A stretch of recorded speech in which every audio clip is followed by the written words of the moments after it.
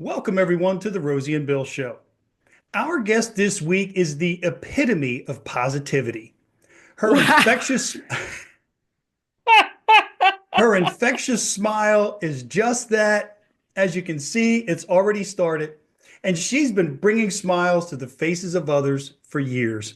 Please welcome to the show, comedian, writer, actor, and one of my personal favorite people on the planet, Meghan Hanley.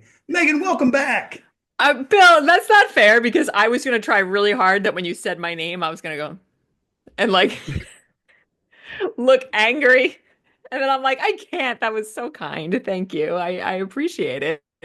Thanks for having me here. Listen, I am not always radiant and positive. You can talk to, especially my family members. They're going to be like, yeah, who? Well, put it this way, Megan, in the times that I've had a chance to talk with you, both whether it's on Zoom or in person, I mean, you're the first person that I ever even tried to have like a post-game interview with after a Yeah, comedy show at Soul Joel's, and it was a blast. it was so much fun. Yeah, that show was incredible. It was such a good night. I feel like I needed it so bad. It was awesome. It really was. And I knew right then we were going to have you back so we could get into a little bit more of a conversation so that our viewers could get to know a little bit more about you. Because what I find interesting is if you do a Google search or if you look on your website, it talks about how you're a Brooklyn-based comedian. And I think anybody who knows a little bit about you also knows that you love your New York sports teams, especially the Yankees. Yes. So my first question is, have you always lived in New York? Yeah, I've always lived in New York. I grew up on Long Island. I went to college at Fordham in the Bronx and then moved into the city from there. Yeah, I've always lived in New York. I have a little bit of an attitude about it. I've gotten a little better as I've gotten older. Like I now don't go somewhere and immediately mentally trash it in my head. But no, I love traveling and I love especially as I get older, I love getting out of New York and getting out of the city and I love going, especially with comedy. I love going to towns, especially places you might not know of or go to, and like getting to meet everybody there. But I don't know. For me, New York has just it's always been home. It's always been the place that there's been many times where I thought I don't want to be here in New York anymore. But I go, where would I go? It's like that New York or nowhere kind of thing. And I think finding the balance as you get older is great. The more you can kind of get out of here for a little, it clears your head, then you come back in. But yeah, always a New Yorker. Hey everyone, thanks so much for tuning in. We appreciate each and every one of you. And we also appreciate our first and longest running sponsor of the show, Tom and his team of insurance professionals at the Malin Agency. If world class customer service and doing business with someone you can trust is important to you, give Tom and his team a call today for all your insurance needs. Well, if we were to turn the clock back then to those early days, what was life like for young Megan growing up in New York? Well, I mean, I grew up on Long Island because I will say Okay, that I'm the sorry. people, listen, trust me, I wish that I was like, I call it all New York. I'm from Philly. I would love to say, oh, my New York day, but there will be people watching and people that grew up in New York City that will That's not right. be happy with me. So I was out in the suburbs, grew up on Long Island, Irish Catholic family out there.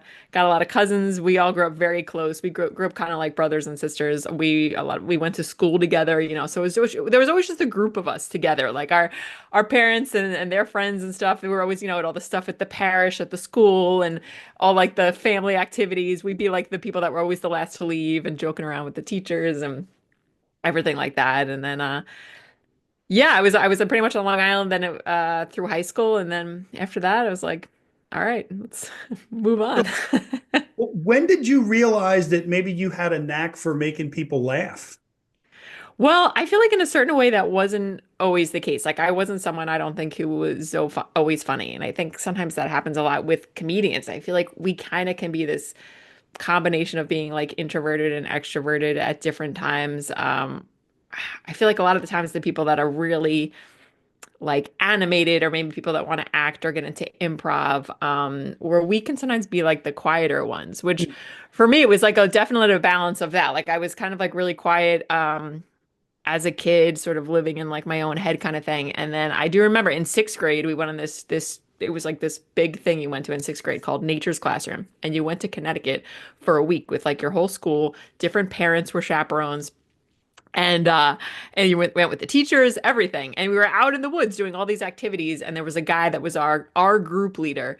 And he was so weird and like zany and funny. And I was like, oh, you can just be like that? And I remember being like, wait, like, I don't know. I didn't know if that was okay, or you could just make jokes, and I don't know. It like freed me up. And then all of a sudden, my teachers kept being like, we don't know what's going on, but Megan is suddenly like a wise ass. And she went from being this quiet girl that I was like, like I was always positive, but still like roasting people. And like, I just felt like I kind of came into a little more into my own. And then when I graduated eighth grade, like I went to Catholic school, the same school till eighth grade. And then I went to public high school. And then I remember my parents were getting brought in, parent teacher conferences. And they were like, yeah, she's a great student and this and that. And they were like, she's very quiet. Like I kind of, unless I was with my circle of friends, I kind of went back to being like quiet again. And then, yeah, I kind of reemerged in college where I was like, wait, these are my people. Let's, I Well, got a little out of control in college. That's one thing. Yeah, I think a lot of us did. I think anyway. I'm not sure. That's what other people have told me. But so you said you went to Fordham, right, for college? Yeah, yeah. Hmm. So when you went there, was comedy already on your mind, or were you going to pursue any other type of career?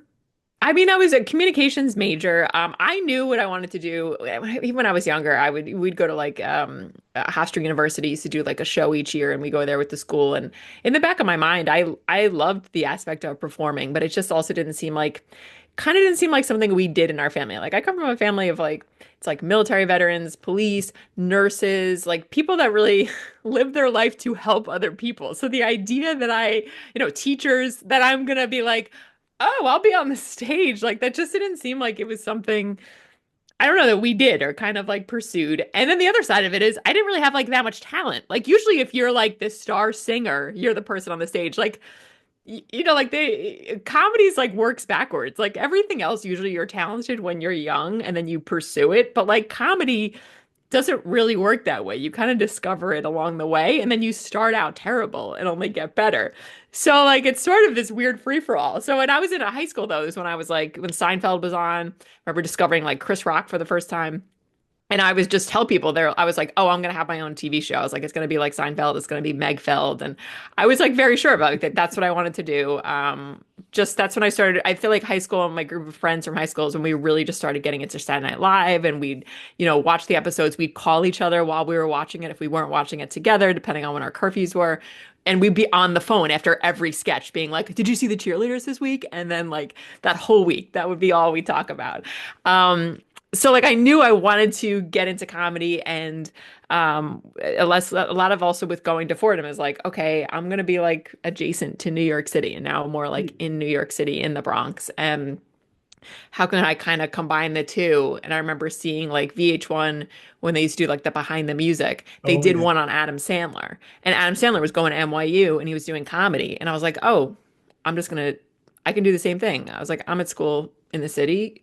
I should just start doing comedy. And it kind of went from there. I saw someone selling tickets for New York Comedy Club, and I went up to them and I was like, I want to do comedy. How do I do it? I'll buy these tickets. And they were like, well, call the number. And then from there, I took a comedy class, and it kind of just like evolved. I was doing stand up when I was like in college, and it kind of Oh, went from there.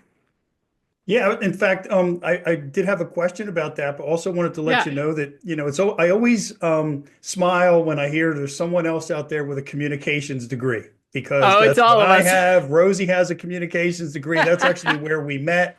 So Yeah. we do exist, and it's as people know, it's the hardest degree to attain of any Oh, of the sure. degrees out there. Yeah, You for got to sure. really talk your way through Yeah. it. Yeah.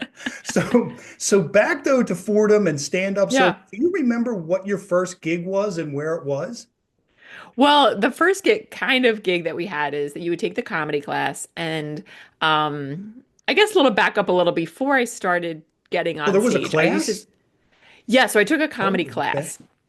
But before I started doing that, I used to send out these group emails to my friends, and it would be like my random thoughts. And I would pick a topic and I would just write, and I'd send it out to friends. It's just also amazing too when I talk about stuff like this now, like when I first got into this and when I think I was in college, I think it happens to all of us. Like, in a sense, like, there's so many things that you're so insecure about and you're not really sure of yourself. And, you're young and you're figuring things out. But there is also this thing, like, that you're so, like, everybody, of course, everybody wants to hear from me. These are my thoughts and this is funny. And I'm going to share it with my friends and my friends are going to love it. And I'm good at this and I deserve this. Like, it's this weird balance of insecurity, and then you totally do know yourself. Because I would send these emails out that were just a topic, and I'd mass email friends of mine, and they'd write back and reply and be like, "These are so funny." Like, I remember one was on like lawn ornaments. I just wrote about lawn ornaments, and that was Wow. kind of the beginnings of my stand-up. I wasn't getting on stage; I was just writing and sending it out, and friends were like, "This is really funny." Um, and I feel like I was doing other things at Fordham, and people were like, "Oh, you're funny." And then I was like, I want to, get on stage. I took this class. And so my first show is like your graduation show, which, it's a great supportive way to, get on stage, from taking the comedy class where Mhm. it doesn't have that pressure if you're just going into a random room. You're in there Yeah. with the same people each week. You've prepared some things. That's really all ours was. Ours really was like, what did you bring? It was basically like an open mic, and then we give feedback. That's what my class was. I think they're a lot more involved now. But mine was really just so you show up and you try out this material, and then we got a list of open mics we could go to, and then at the end you had your graduation show. And it's like I was doing this during my freshman year at Fordham, so it was like we finished our graduation show. I think it was in June. By then I was done with my first year at school, and then I just like re-upped. I was like, well, now I'm at my parents' for the summer. I'd like to have this appointment each week that like I go to this class, so it gives me like each week you're at least working on these jokes and a Hmm. reason to commute into the city. And it kind of went from there. Where it was definitely off and on in college, because you're busy with a lot of other things, but I still was like hustling, going to these open mics, just just writing a lot and trying to figure it out. Well, was there a particular like moment or event when maybe something clicked because you're still doing other things, you're still going to school, you're trying this out? Was there anything in particular that happened where kind of the bulb went off and said, "Yeah, this is what I want to pursue"? Well, so when I was at my end of my sophomore year, no, I guess it was over the summer between my sophomore year and junior year. Now I'm like, again, I'm doing these open mics, I'm meeting different people. Everybody knew I was in school. And sometimes it would come up because I was underage, you're performing at bars, Oh, so yeah. a lot of times, for the most part, again, it's New York City, and sometimes you'd be at the places you'd be at, like you weren't really getting ID. But sometimes I would get ID'd, and I would say, "Oh no, no, I'm like performing on one of the comics," and they were like, "Oh, okay," or like make sure like you have to show your ID again at the bar, like you can't have a drink, like. But I don't think I was ever fully turned away, but I did have to usually explain myself and be like, "I'm going to the back room to, you know, put these jokes," and I look back and I think about God, I would spend hours waiting at these mics, and you get up, and I don't have any of that in me anymore. But it's kind of wild when you first start, the amount that you sort of like will put up with just for that chance to get on stage, even if it's late night, and then I would then head back to the Bronx. But between my sophomore and junior year, from doing these mics and stuff like that, Dean Abidala was working at Saturday Night Live, and he was like, "I'm looking for an intern," and I went to Ford. He went to Fordham, and he's like, "Knew I went to Fordham," and he's like, "Are you interested?" And I was like, "Yes." And then I interned at Saturday Night Live for those 2 years, and Wow. doing that and doing comedy and being in school, it was just. I mean, it was awesome. I remember at the time being like, make sure this isn't like the most exciting thing you ever do. And I still feel like it is. I'm like, I feel like I'm getting closer to getting back there, maybe. Um, but it was one of those things, you're in the building with all of these people that you were just watching on TV, and you're going, wait, they're real people. Like these are Mm. people who followed their path, who followed their dream. This isn't so unattainable, not in the sense they're not all crazy talented and it's not competitive, it's not hard, but it's like, well, you can't get there if you're not trying. Right. So you got to just make this effort, and you don't know where it could end up. But that was really just like there was really a momentum there where I was like, everything is falling into place. And then Yeah, I was going to say it's you're been a like long fully road since. immersed in comedy at that point with everything you Yeah. had kind of going on at the same time. Wow. Yeah. So how did you get from there to did now I'm assuming you finished up, you got that valuable, most hardest to attain degree in communication Yes. from Fordham. So where did Yeah. you go from there? My parents' house. You too? I was not there that long. I think it was about 8 months or so. And that was, I mean, that's a rough situation because I graduate and to them, I get it. It's confusing. Like I would even talk to them about everything going on at Saturday Night Live and it was so exciting. And I was even annoyed that I even have to like go to classes and finish school because I was like, I know what I'm learning in a classroom is nothing like I couldn't wait to go to this. It was an internship and it was unpaid and I could not wait to be there. It was like everything that I wanted to be around. And you're watching Wow. this production happen and meeting all these incredible people. And I was like, this is what I want to be doing. But I even knew when I would get excited about it and talk to my parents about it, everything was just so foreign to them. And they were kind of like, well, then you should work for the Page program. I was like, no, no, I want to like perform. And it was still this like, but I don't think that's how you go about this. Like, get a regular job, be involved in comedy, but not comedy. And then I have no money. I'm like living with them, but like trying to tell them I'm not getting a real job, and then I'm commuting in for these mics, um, and at points that I hooked up with friends of mine. They were doing. I had already started doing this in college, working for these different like temp catering companies. So that's how I was making money. And I was doing that and commuting out to my parents and then like doing shows. And again, they were like, what is this? Like, um, and then I got a sublet and then I was like, I'm out of here. I'm moving into the city. Like, this is what I'm Wow. pursuing. And it's really been like such a long, very, very slow, like so much effort to really feel like it's going like this, with these little blips along the way, but I still know that it's what I'm supposed to be doing. And it's been really hard sometimes, and I've been really broke, and I've been in debt, and Mm. I've worked hard and then had no gigs coming in. You're just trying to They're just trying to get your feet, underneath you, and then you just go, well, just keep figuring it out. And whether that's I have to pursue different comedy things to help me figure it out, or in many cases, I was like, you got to dig deep in yourself and deal with your own bullshit that you put Yeah. off for years. And I don't know. I feel like all those things are starting to sync up, thankfully, or hopefully, I should say. And I don't know. Lately, I'm feeling pretty good. I'm still frustrated with things, but I think that's always going to be the case. But it's a lot of just kind of figuring things out and Yeah. writing and Well, who and, you and surround yourself with and all those things. Yeah. and I can only imagine, like even during, the pandemic and with Yeah. shutdowns and how, I remember, and we had talked about it before about how Soul Joel's was just about the only place, for a while with that outdoor dome where anybody could Yeah. perform. But I mean, you still did things. You adapted. You got creative. You started doing Yeah. things on Zoom. I mean, so how were you able to navigate through that the way you did? Here's the thing, and this is what in some cases gets me pretty angry in a certain sense, is that the pandemic was insane and everything shut down and you were kind of left to your own devices. Hmm. And like very quickly, I was like, there was no industry. There was nothing supporting us. There were no clubs. You couldn't leave the house. It was crazy. And I very quickly was like, all right, well, I'm stuck at home. This is my situation. That first week we were stuck on lockdown. The first day we were stuck in lockdown, I made a video called Quarantine St. Patrick's Day because St. Patrick's Day was the next day. No. That video like blew up online, but it was like I got home and I was like, again, what can I do right now? And I was like, okay, I wrote this sketch, I filmed the sketch, my roommate helped me with it, I edited it, boom, put it up for St. Patrick's Day. And that was good for about a day or two. And then I was like, now what? We're still home. Like, and it was like that first week, the first few weeks felt like years because you were like, what do we do now?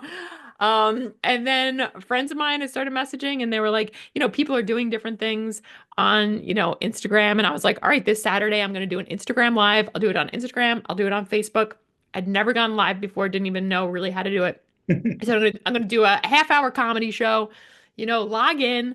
And the first one, we ended up having like over 100 something viewers. We had the two things going. Instagram crashed a couple times, then everybody Oh, moved to Facebook, then people came back. And at the end, I put up my Venmo and was like, if you had a great time, you can donate. And people attended, people donated. I was grassroots raising money for myself. I was like, my gigs have all been canceled, but I'm putting on these wow. shows. And the first one went for an hour, and it was kind of like campy and fun. And like my roommates, which helped, were there, and they were doing gag things. They had sound effects going on with like coughing and sneezing. Because again, we were all so scared, but nobody also knew. So we were like ragging on the virus.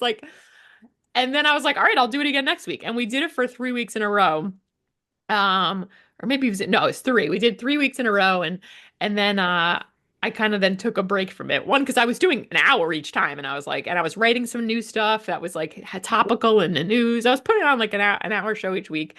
But I also was like making money from that.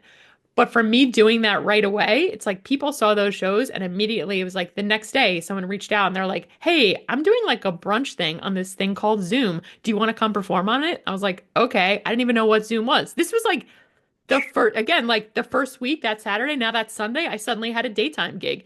And I did that Zoom and like met people on the Zoom that have like honestly like changed my life that I got connected with from doing that. From there, and other comics, they were like, I'm involved with this nonprofit that wants to put comedy on from home. We're putting food back in the food banks. We're getting comedians working. And I was like, yep, I'm in. We started doing that. People saw me doing Wow. that. Corporate bookers were like, we see you're doing all these shows. Can you work clean? And I was like, yes, I can. And it was all this stuff of like, okay, there's nothing but like what I'm working with. And of course, other comedians helping you out. But it was this moment and I like stepped into it and was like, what do I need to be doing? Let me get this green screen. Let me get a better computer. Let me get the mic. Let me do this setup. Um, and things really started rolling from there where I was making money. I was also hustling and doing other random jobs. Like it still was insane and a crazy time. Yeah, because But it it was was one only of these initially where, supposed to be for 2 weeks, right? yeah, To yeah, blow the whatever. But yeah. and here you are, man. I'm just blown away listening to you share this story because so many people just sort of shut down. Yeah. And you did the opposite. I mean, you just went out there and went for it. I mean, kudos to you. And Yeah. you're I mean, there's even more that you're adding to it right now. That's amazing. Thank you. Well, I mean, here's like the good and bad of it. Well, one, the whole experience was in general crazy, but it was this kind of thing like if I'm left to my own devices here, I know I can do it. Gave me confidence. Like before I was coming into the pandemic, I was like, I don't know if anyone's ever going to headline me. I don't think I can be a headliner. I don't think I can fill this time. I don't think I'm good enough kind of thing. Because that's the feedback I was kind of hearing and getting back. Like that's what the business was throwing me. And then when I was left on my own, there were jokes that like were kind of new that I wasn't sure of. All of a sudden I was doing my hour show and I'm like, you better nail those jokes. You have an hour show. And not only that, like I was like, wow, this is giving me confidence I didn't even know I had to ask for things, to believe in myself and things, to know what money I should be getting paid. And it all came from the pandemic and I was really on a roll. And then when things started opening up, the first year was good. I was very excited. Like I'm a different comic. I'm a different person coming out of this. And then what I started finding happening, it was like this sort of decline again of like, oh, it's all the same people are getting booked again. Oh, if you didn't get so big, if you went viral during the pandemic, your life has changed. But if you weren't that, you're kind of back in this pile. Oh, all of a sudden, I can't get bookings again. And all these things were happening that didn't make sense because I was like, this isn't accurate. Like I know that I deserve this and it's not happening. And I feel like the past 2 years have been a lot of that. And I'm still trying to figure that out. Because it's like, wait, if I was left when I was left to my own devices, I can run all this. But now that other people are the people holding doors open or shut, I'm back in this sort of very frustrating place. But at the same time, it's like, all right, we'll just keep working on yourself, keep working on your writing, and then more and more, which I hate doing, but you have to know when to ask for things. And that's the only way things are gonna come back to you. Like I don't know. I do know people that have gotten random emails and they've changed, something has happened, and all of a sudden they're doing amazing things. And I've had some great experiences like that, but for the most part, it's really been me being like, okay, I'm gonna push for this. And I, I don't know. It's really been it's been a very weird couple of years where I've gotten some really harsh rejections that have not made sense, like very recently, that are just so extra of people basically being like, you're terrible, or like you're not good enough. And it's really like I'm like, oh, you know what? And here's the thing, when you get these messages, there's emails or these reviews, and you know they're not true. Um, it's like somebody's pushing your head underwater, like just when you thought you were treading water and you're like, I'm making it. And they're like, no, you're not supposed to be here. And it's devastating when you get them. That's why it's important to have a circle of friends to share it with, because when you read it out loud, you really need somebody going, this isn't true. This isn't accurate. Don't listen to this. Because otherwise you read it and hear it, and it's like your worst fear is confirmed. But then it's this realization of like, I don't know why someone would come that hard at me. And it's happened a couple times in the past like year and a half. And it's helped to share emails with friends because people are like, wow, people are really mean to you. Like people don't talk to me that way. And especially coming from someone who's a kind person. And I kind of have the feeling of like, you know what? I think some of these people think that they are punching down at me. And I was like, what they don't realize is they're punching up. Like this is your loss. Like there's something in you that wants to hold me back, and it probably doesn't have to do with me. It has to do with something else. But you know what? Like, you're wrong. I know you're wrong. Where in the past, I would not have known that.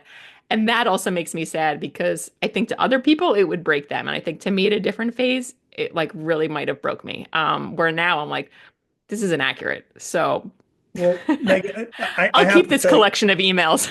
yeah, yes, because there will come a day, and I have to tell you, like Yeah. whether it's your content that's on YouTube that I've seen, some specials, your dry bar, which I want to come back to and talk about, but that night at Soul Joel's, and there was a good bit of new material, a lot of new material that I Yeah. heard in there that I hadn't seen before.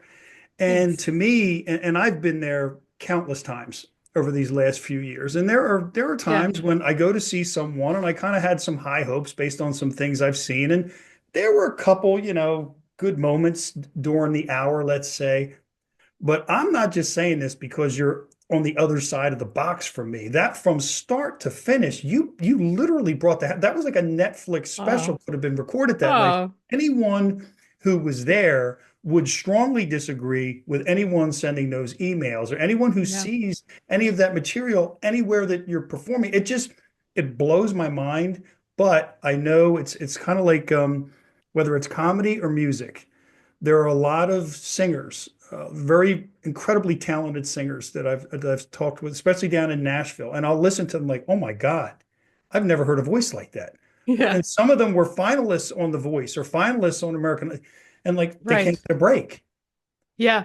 So it's to me it's kind of similar, but the one difference I think I've noticed in comedy is that the feedback, at least from the audience, it's immediate. You know Yes. whether or not something lands or not. And I'm actually getting to Yeah. learn that firsthand, which I'll come Hmm. back to. Yeah. That's the thing, as you're saying that, it just boggles my mind because there's got to be an agenda because there's no one that could Yeah. objectively look at any of your clips, whether it's a reel, a short, or a full-blown video, and not literally laugh their butt off from start to finish. Oh, thank you. I appreciate that. Well, one of those people sometimes is me. Uh, you know, I watch back and I go, oh God, this again. But the thing that really has helped me over the past couple years, one, again, from being in that pandemic situation and doing this stuff doing stuff on Instagram where you can't even hear people, it's just feedback. But people were coming back each week and like getting together in groups and sharing screenshots of like, this is the new normal of like watching at home, and they had me on their TV.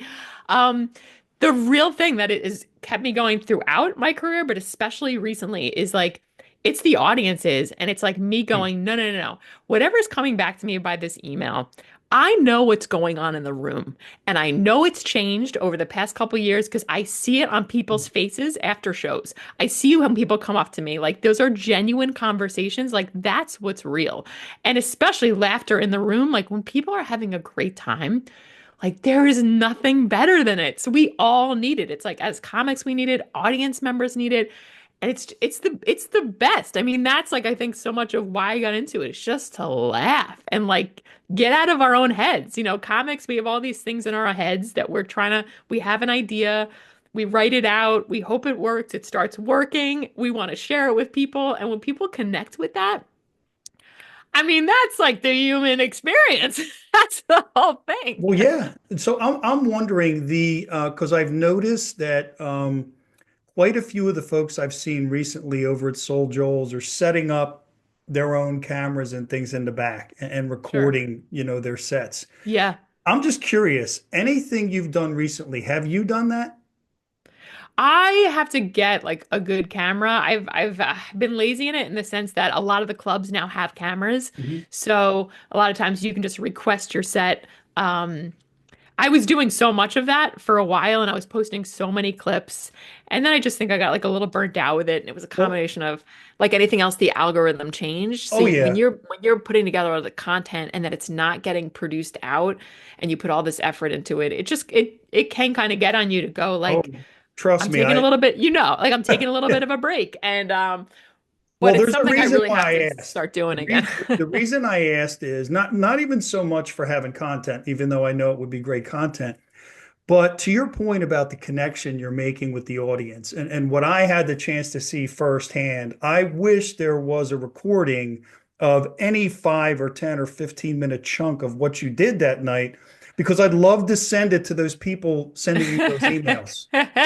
I really do wish I had had that night recorded because there were, I mean, I have it on my phone. I've deleted a lot of the audio on my phone. Sometimes I'm trying to get better at going back and listening right away, especially when, not so much when I am happy with a set because that is fine. It's more when I'm unhappy with a set that I can go back and go, Okay? okay, either that was accurate of what happened in the room or it wasn't accurate, or like, oh yeah, you started funny, or like you rushed into a bit. They didn't laugh because you rushed it. They didn't know when to laugh. Like those are great to listen to, but I still have the Soul Joe's one. It's an hour long. I'm probably not going to listen to it, but I have it on there because I'm like, I know I loved No, this but there show, are and this moments show is where so there are fun. roars of laughter. That's what I'm saying. Like even the next time you get one of those emails, even if you have a 20 or 30, whatever, just a short clip, just reply and send that attachment. Just the thought. That's what Yeah. I would do. I would do it on your behalf, as a matter of fact, if I had it. We've spent a good bit of time looking back, Megan. I'd like to look forward. So here we are, a Sure. little bit deeper into 2025. So what does the rest of 2025, what's it look like for you?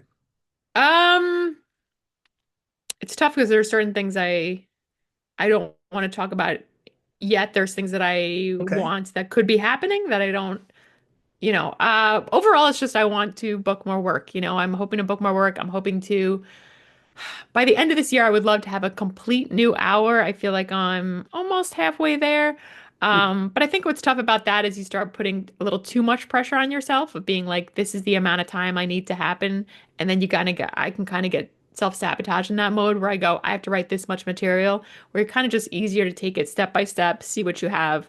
Um, there's some clubs I'd like to be working at. Right now, I'm really in the process of I'm emailing people about work, seeing what comes back to me, putting together a calendar. I'm working out on the cruise ships, which I think the word is finally out about the cruise ships that people go, oh, this is actually a good gig. And there used to be a lot of trash talk about cruise ships. And now I think it's people were like, oh, this was like this hidden secret of like, oh, you can go out and make money and do a ton of shows and just when you're out there at sea, like all your other distractions, they're not there. You're not Yeah. like, oh, I got to clean my bathroom. I got to do that. It's like, no, it's like comedy boot camp. Like you're out there and it's like, I'm getting up, I'm having my coffee, I'm having my breakfast, I'm sitting outside, I'm doing some journal writing, I'm doing some writing. Then I'm working out. Then I come back. Maybe I do meditation. Maybe I do some walking around the ship. I listen to some stuff. Then, okay, like when are your shows tonight? Look at your set. Like it really like I come back better usually after a couple of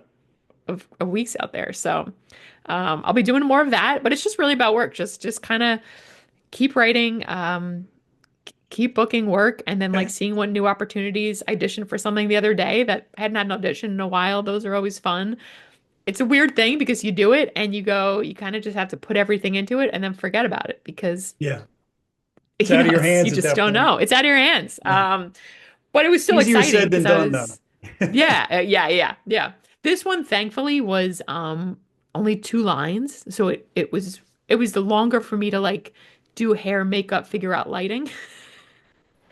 But when there are a lot of words and you really have to learn a script, Oh yeah. and then you're like, how can you not think about how you're going to be on this show and how everyone's going to see you on this show and you're going to get to meet so and so, and then you never hear anything. Yeah, but you So, got you got to keep at it, because I think that's one thing that I really respect about you is you just keep going no matter yeah, what, whether it's pandemic, whether it's those emails, whatever it is, you put that smile back on your face, you keep going out there thanks. and attacking it. And I have no doubt that big things are on the cusp, definitely on the cusp of Thank you. happening. So I have two last questions for you. One of them I have Ooh. to admit is a little self-serving, so I'll save that for last. But After listening to everything you've shared, in terms of the journey you've had thus far, what would you say you're most proud of? Oh man, I wish I'd gotten that question ahead of time because now I'm like, woo, that's a big question. I am say, I guess I would say thing I'm most proud of is a combination of like perseverance of continuing to figure things out, and also I think I have a pretty good reputation of being kind to people, because this business is really difficult and everybody's going through their own version of it. And you know, I wouldn't be able to keep doing this if it wasn't for like the group of people that like I love and support me in this, like not just from like family, but like my fellow comedians. Like really all of the work, almost everything I've ever really booked has been from comics. It's somebody recommending you and like me trying to figure out, okay, how can I do that for somebody else? Or how can I, someone you did a show and they're like, hey, what about that booker? Like, and if they're a great fit for it, I go, okay, I think this could work out for you.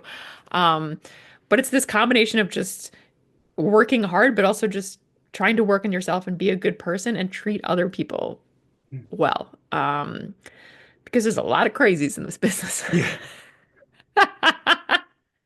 Yeah, well, that's one of the things, Megan, that I picked up from you from the first time that we talked, and that is that you're kind, and I can see where people are going to want to work with you, going to want to help you, and it's nice that you're trying to do that as well. In fact, my last question kind of involves maybe asking for a little help in terms of advice. So Okay.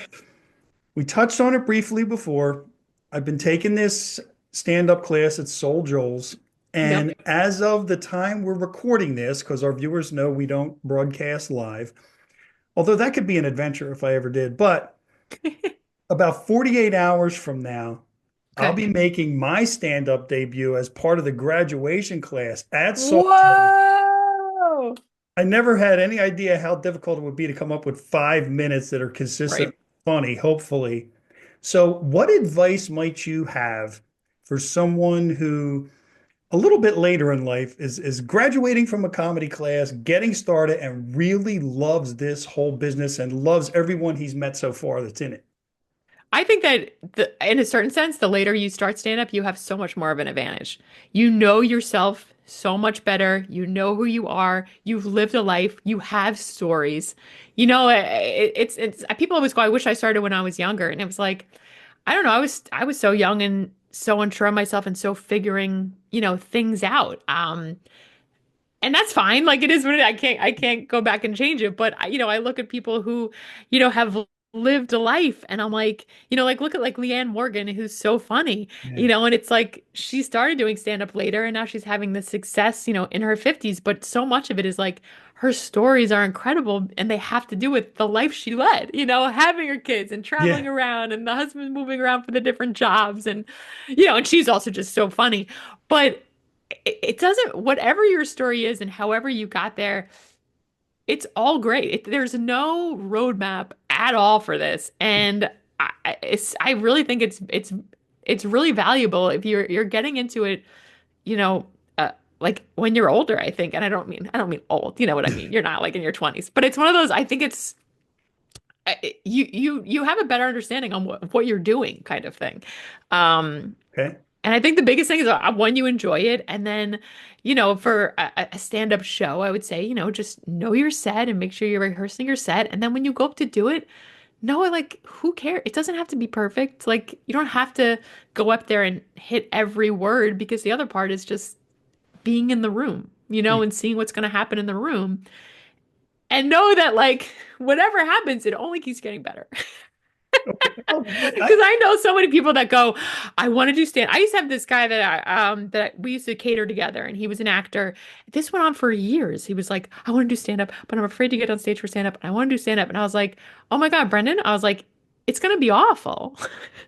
I go, we all start out awful. I'm like, I'm not saying you're gonna have a bad set, but like, whenever you start, you look back a year from now and go, wow, I'm so much better. You look back 5 years and go, wow, I'm so much better. So it's like, just start. Like, just start. That's all you can do. And you go from there. Like that's it. Well, I really appreciate that. And you're right. It's so many things in life. You just have to do it. Just have So to do it. yeah, I appreciate that. And I'll let you know how things turn out. Like I said, it's about 48 hours, not that I'm counting or anything, from the time we're recording our conversation here. So Megan, I thank you for the advice. I thank you for taking time to come back and join me. I'm already looking forward to the next one. It's always so much fun, just being around you, whether it's in person or on Zoom. I wish you all the best in 2025. Can't wait to hear about some of these things that you have coming up, and I look forward to doing it again sometime soon. Yes, thank you. You as well. And I'm very excited for your debut in stand-up comedy. And I really mean it. So much of it is just I don't know, you know even from taking the class, like you enjoy it. You're just gonna get this buzz from it. You're gonna get this feeling of Yeah. this connection with people. And that's even like what I mean. I know people can really get in their head and go, I screwed up that line. It's like, it's your show. This isn't acting. Someone didn't write that script. Like, and you never know the mistakes you might make can actually, it's your own intuition. You might go, that's actually a better line that I had in there. Or like, I didn't plan that, but that happened. I could tie that back into something else. Like, just be open, just have fun and be open to it all. Like that's so much of this because I know we live in our own heads, but Yeah. that you gotta like let it out.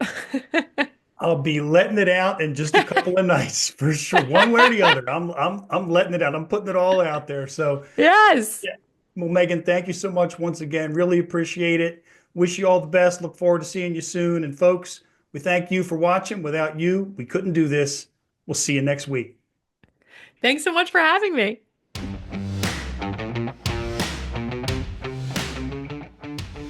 This week's episode has been brought to you by Doherty and Company Insurance Services for all your business and personal insurance needs. Our friends at Tennis Addiction in Exton, PA. And the Malin Agency, where exceeding expectations is how they do business.